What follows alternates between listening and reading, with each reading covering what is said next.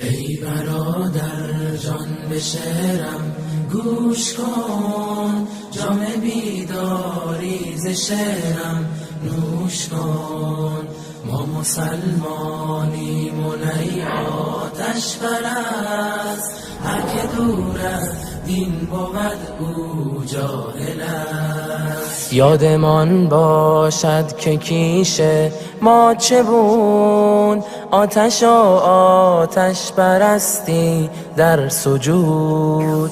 هدیه آورد سوی ما یار رسول، دین را چون ماه تابان در هلول. آری آن ناجی از جنس بشر، آن راد مردی که نامش بود عمر. دین حق را هدیه آورد سوی ما، ورنه آن دنیا سیاه بود روی ما.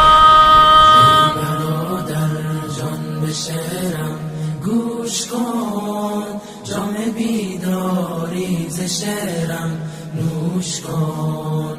ما مسلمانیم و نی آتش پرست، هر که دور از دین بود او جاهل است. فاتح ایران عمر سالار دین، آن که در دل داشت بر ربش یقین. خون داد تا دین به ایرانم رسید، دل درون قلب کفار او درید.